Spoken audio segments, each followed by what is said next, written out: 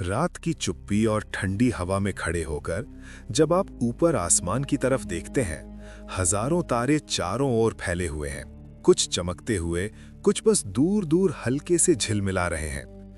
हर तारे के पास अपने प्लैनेट्स होंगे, कुछ छोटे, कुछ बड़े, और हो सकता है कि उनमें ओशंस हों, एटमॉस्फेयर हो और शायद लाइफ भी।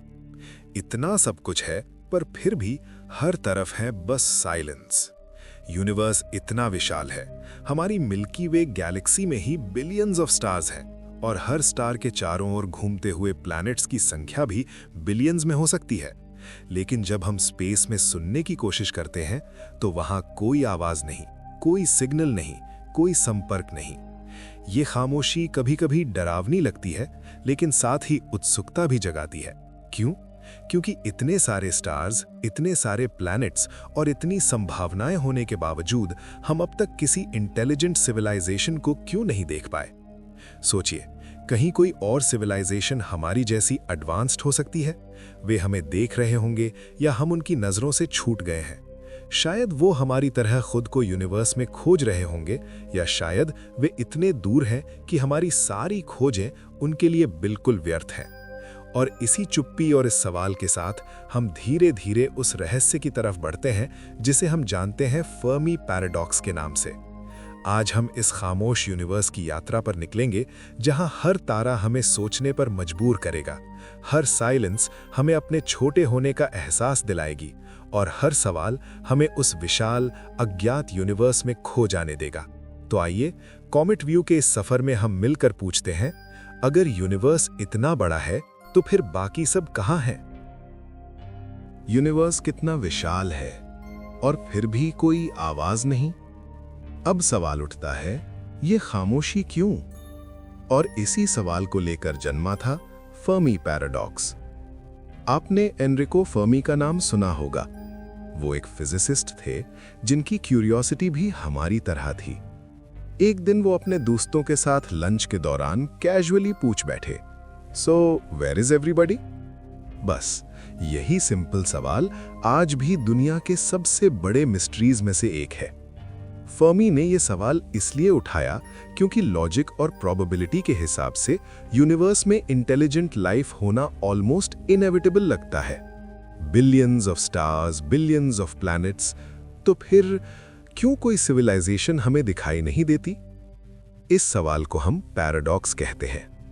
पैराडॉक्स मतलब ऐसी स्थिति जो लॉजिकल लगती हो, लेकिन हमारी ऑब्जर्वेशंस उसके ऑपोजिट दिखाती हों। और यही वजह है कि फर्मी पैराडॉक्स आज भी मैटर करता है, क्योंकि ये सिर्फ क्यूरियोसिटी नहीं, बल्कि हमारी खुद की जगह, हमारी महत्वता और हमारी अंडरस्टैंडिंग को चैलेंज करता है। जब हम ये सोचते हैं, तो लगता है जैसे यूनिवर्स एक बहुत बड़ा पजल है, और हर स्टार, हर गैलेक्सी और हर साइलेंस हमें इसके कुछ हिंट्स दे रही है। अब सवाल उठता है, यूनिवर्स सच में कितना बड़ा है?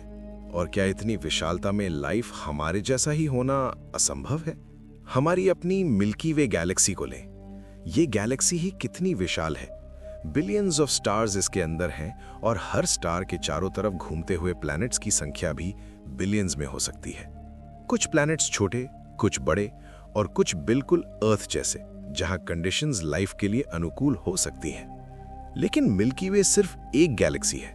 यूनिवर्स में बिलियंस ऑफ गैलेक्सीज हैं। हर गैलेक्सी में बिलियंस ऑफ स्टार्स, और हर स्टार के पास कई प्लैनेट्स। बस सोचिए, इतनी संख्या में कितनी संभावनाएं छुपी हुई हैं। वैज्ञानिक इसलिए मानते हैं कि लाइफ शायद रेयर नहीं, बल्कि यूनिवर्स में कॉमन हो सकती है। प्रोबेबिलिटी इतनी हाई है कि कहीं ना कहीं, कभी ना कभी इंटेलिजेंट लाइफ इवॉल्व हुई होगी। लेकिन फिर भी हम अभी तक कुछ देख नहीं पाए, और यही कॉन्ट्रास्ट है लॉजिकल एक्सपेक्टेशन और हमारी ऑब्जर्वेशन के बीच। इतना बड़ा यूनिवर्स, इतने सारे संभावित अर्थ लाइक वर्ल्ड्स, लेकिन साइलेंस। कॉमेट व्यू पर हम इस विशालता को महसूस करते हुए धीरे धीरे आगे बढ़ते हैं। हर नया स्टार, हर नया प्लैनेट हमें सोचने पर मजबूर करता है। कितनी पॉसिबिलिटीज हैं, और फिर भी क्यों हमें कोई जवाब नहीं मिलता? इस विस्तार को समझना जरूरी है, क्योंकि यही हमें अगला सवाल पूछने पर मजबूर करेगा। अगर इतने सारे पॉसिबिलिटीज हैं, तो फिर लाइफ इतनी रेयर क्यों लगती है? यूनिवर्स इतना विशाल है और इतने सारे प्लैनेट्स और स्टार्स हैं, तो प्रोबेबिलिटी बहुत हाई लगती है कि कहीं इंटेलिजेंट लाइफ एग्जिस्ट करती होगी। हम सोचते हैं अगर कोई सिविलाइजेशन है तो शायद हमें सिग्नल्स भेज रहे होंगे या कभी-कभी हमारे सोलर सिस्टम में आ भी गए होंगे। लेकिन रियलिटी कुछ और ही है।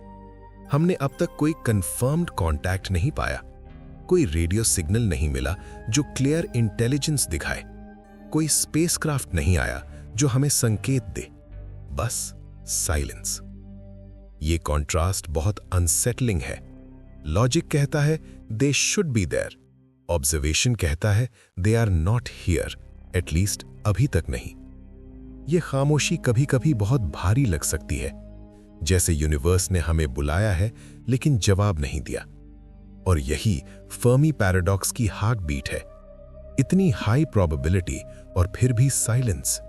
ये पैराडॉक्स हमें सोचने पर मजबूर करता है। क्या हम देख रहे हैं लेकिन सही तरीके से नहीं देख रहे? क्या सिविलाइजेशन इतनी एडवांस्ड है कि हम उनके सिग्नल्स डिटेक्ट ही नहीं कर सकते? या हम अकेले हैं, या शायद अभी तक उन्होंने खुद को रिवील नहीं किया? यूनिवर्स बहुत बड़ा है, बिलियंस ऑफ स्टार्स हैं और ट्रिलियंस ऑफ प्लैनेट्स।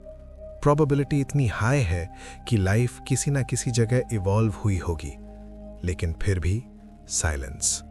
तो सवाल उठता है, क्या हम रेयर हैं? क्या अर्थ ही इतनी खास जगह है? रेयर अर्थ हाइपोथेसिस यही बताती है। हमारा प्लैनेट परफेक्ट बैलेंस में है। हम सन से इतनी डिस्टेंस पर हैं कि ना तो बहुत गर्म है ना बहुत कोल्ड। हमारे पास लिक्विड वाटर है, एटमॉस्फेयर है और क्लाइमेट कंडीशंस लाइफ के लिए अनुकूल है। लेकिन सिर्फ यही नहीं, कॉम्प्लेक्स लाइफ डेवलप होने में बिलियंस ऑफ ईयर्स लगे। इतने लंबे समय में कई चांसेस थे कि लाइफ एक्सटिंक्ट हो जाए या एवोल्यूशन इंटेलिजेंस तक ना पहुंच पाए। और इंटेलिजेंस शायद सिर्फ एक रेयर एक्सीडेंट है। इतने सालों में, इतने प्लैनेट्स में शायद बहुत कम प्लैनेट्स पर ऐसा हुआ होगा। तो सवाल है, क्या हम स्पेशल हैं या सिर्फ लकी? कॉमेट व्यू पर हम इस सोच को महसूस करते हैं, जैसे हम अपने छोटे अर्थ पर बैठकर इस विशाल यूनिवर्स की चुप्पी सुन रहे हों और सोच रहे हों कि शायद हमारे जैसी कंडीशंस किसी और जगह इतनी परफेक्ट नहीं हुई। और यही सोच हमें अगली थ्योरी की तरफ ले जाती है, द ग्रेट फिल्टर। कहाँ-कहाँ सिविलाइजेशंस फेल होती हैं और क्या हम वो फिल्टर पहले ही क्रॉस कर चुके हैं या हमारा समय अभी आने वाला है? हमारी अर्थ शायद परफेक्ट है और हम शायद लकी हैं, लेकिन फिर भी यूनिवर्स में साइलेंस क्यों है? इसी सवाल को एड्रेस करता है द ग्रेट फिल्टर थ्योरी।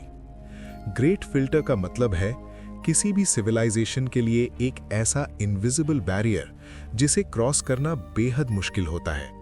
और शायद यही वजह है कि इंटेलिजेंट लाइफ हम तक नहीं पहुंच पाई। लाइफ के कई स्टेजेस हैं और हर स्टेज में फेलियर की संभावना है। कुछ पॉसिबल फिल्टर्स हो सकते हैं, लाइफ शुरू ही ना होना, मतलब सिर्फ सही कंडीशंस होने से भी लाइफ डेवलप नहीं होती। इंटेलिजेंस का इवॉल्व ना होना, कई स्पीशीज सर्वाइव कर जाती हैं लेकिन वो एडवांस्ड इंटेलिजेंस तक नहीं पहुंचती।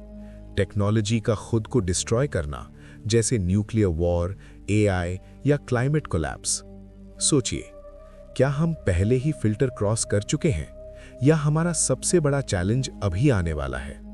कॉमेट व्यू पर जब हम इन पॉसिबिलिटीज के बारे में सोचते हैं तो एक अजीब मिक्सचर ऑफ होप और फियर महसूस होता है। होप क्योंकि हम अभी यहाँ हैं और शायद सफल सिविलाइजेशन बनने की संभावना है। फियर क्योंकि शायद आगे का पाथ इतना कठिन है कि हम सर्वाइव ना कर पाएं।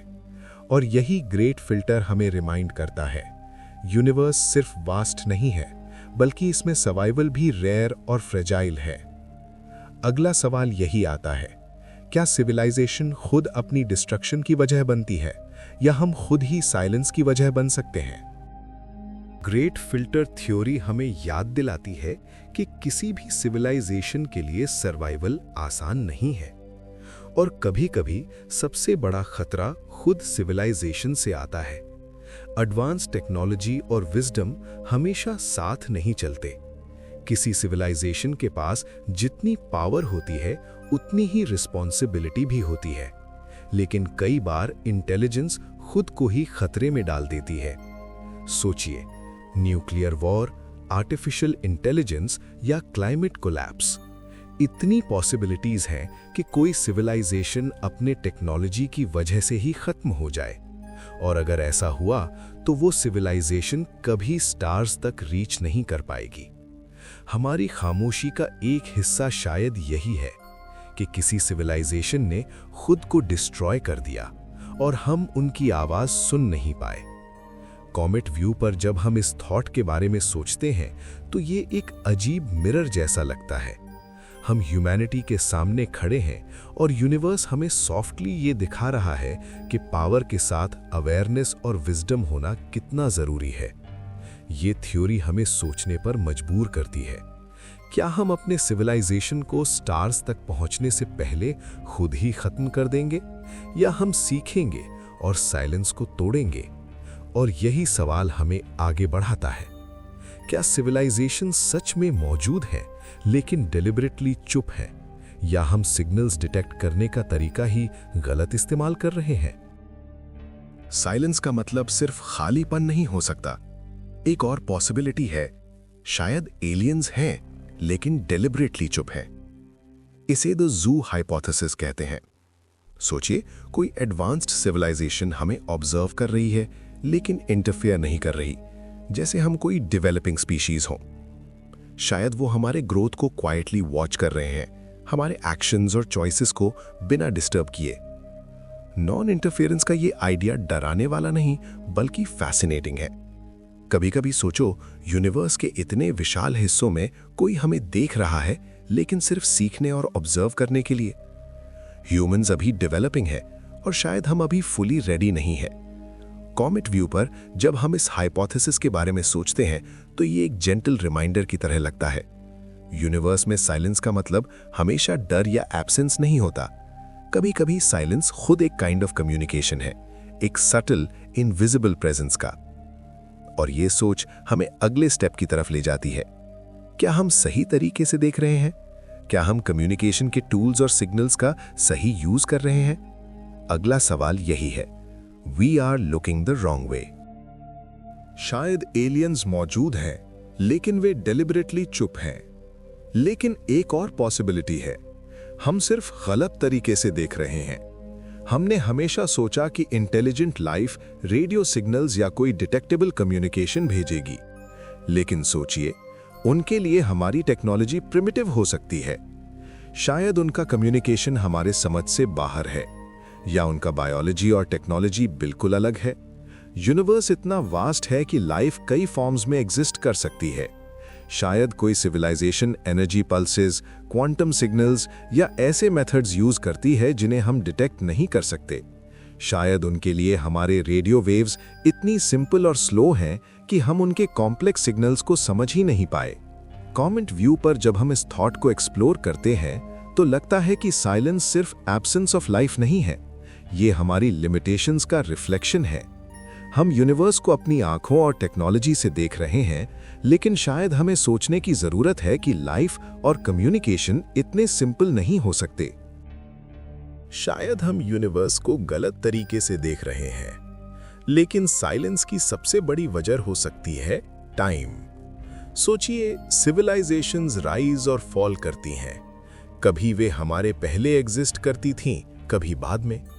यूनिवर्स इतना विशाल और पुराना है कि मिलियंस ऑफ इयर्स का गैप होना आम बात है। शायद कोई सिविलाइजेशन हमसे पहले आई और चली गई, या शायद अभी आने वाली है और हम उसके लिए तैयार नहीं हैं।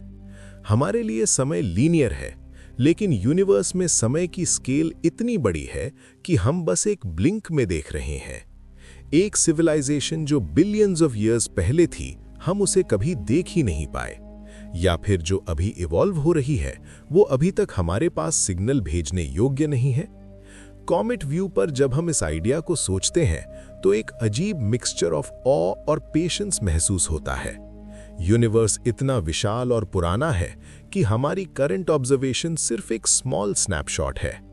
शाइनिंग स्टार्स, ड्रिफ्टिंग गैलेक्सीज और ट्रिलियंस ऑफ प्लैनेट्स, शायद हम सिर्फ सही समय पर नहीं हैं।